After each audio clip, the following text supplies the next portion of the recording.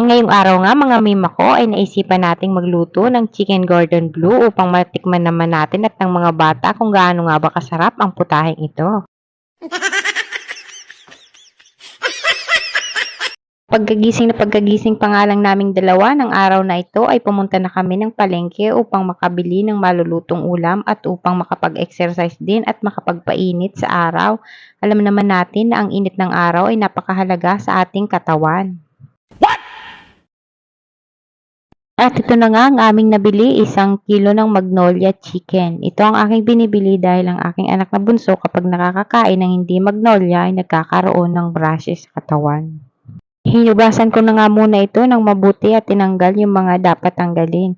Ang kailangan ko lang dyan, Mi, ay ang kanyang 2 hita at ang kanyang pitso. Pagkatapos kong makuha ang pitso at ang hita, ay akin na itong pinagpira-piraso ng ganito kaliliit. Next mga mi, nilagay ko na ito sa food processor at nilagyan ko ng mga pampalasa tulad ng sibuyas, bawang, paminta, asin at saka ng luya. Ang lahat ng ito ay durog mga mi. At ito na nga ay hinda ko na ang aking food processor at atin na itong pinuhin.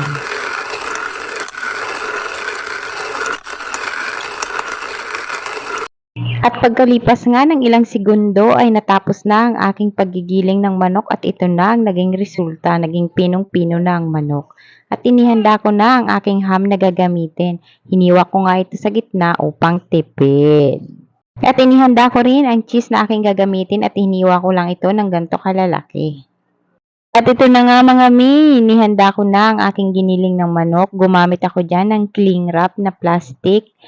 At hinulma ko dyan ang aking giniling na manok, nilagyan ko siya ng ham at saka cheese at binilog-bilog ko siya ng paganito. Kayo na ang bahala mga mi, diskarte nyo na kung paano nyo siya mabibilog. At ito na nga, ginawa ko na yung best ko kung paano siya hindi magkakahiwa-hiwalay at mababalot siya ng husto.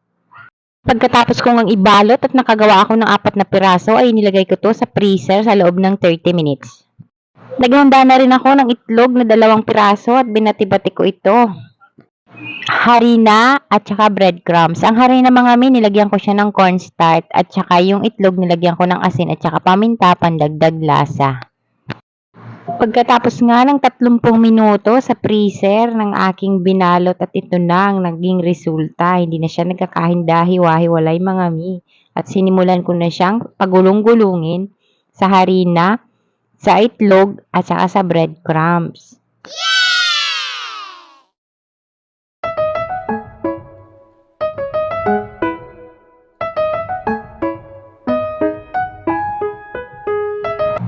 Iprito na natin ang mga ito mga mi sa pinakamahinang apoy lang. Mahinang-mahina lang mga mi dahil ang breadcrumbs ay napakabilis masunog.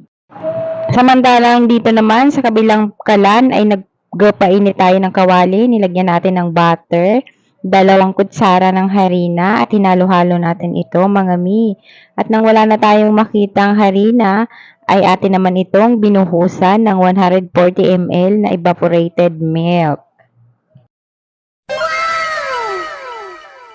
Nilagyan ko rin yan mi ng paminta at saka ng Knorr cubes at saka ng kaunting tubig.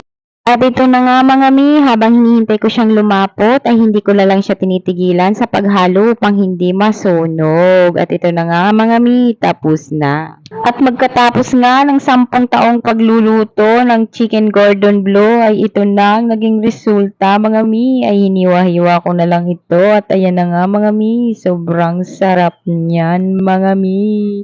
At talagang hindi tatantanan niya ng mga anak nyo. Puntong ito mga kumare, ilagay na natin ang ating ginawang sausawan at dahon ng celery, pampaganda. Tingnan nyo mga mi, ang sarap na ng aking chicken Gordon Blue. Thank you for watching everyone. Bye! Thank you for watching.